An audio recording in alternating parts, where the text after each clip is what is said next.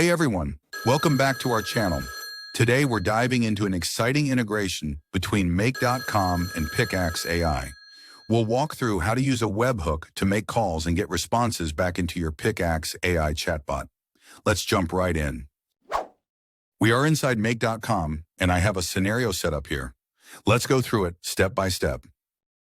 First, we have a custom webhook that will receive information from our PickAxe AI chatbot. Next, we're using OpenAI to create a prompt that performs a specific action based on that information.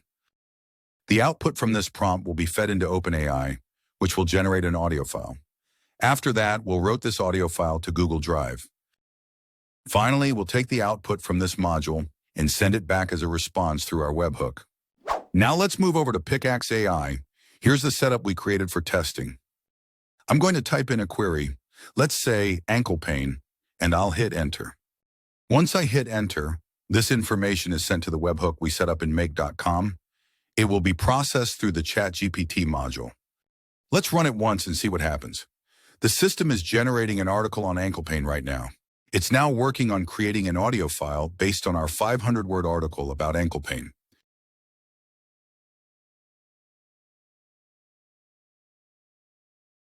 And just like that, it finished generating. Now let's check Google Drive for our audio file. Here we are in Google Drive. Let's locate that audio file we just created. Ankle pain is a common complaint that can occur for a variety of reasons, ranging from acute injuries to chronic conditions. Understanding the causes of ankle pain and how to properly treat it can help individuals find relief and improve their quality of life.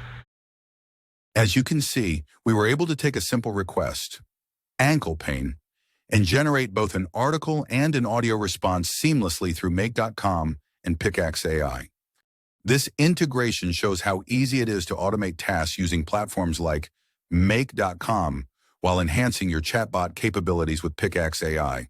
In our next video, I'll break down each module's setup in detail so you can replicate this process yourself. If you found this video helpful, don't forget to like, subscribe, and hit that notification bell for more content like this. Thanks for watching, and I'll see you next time.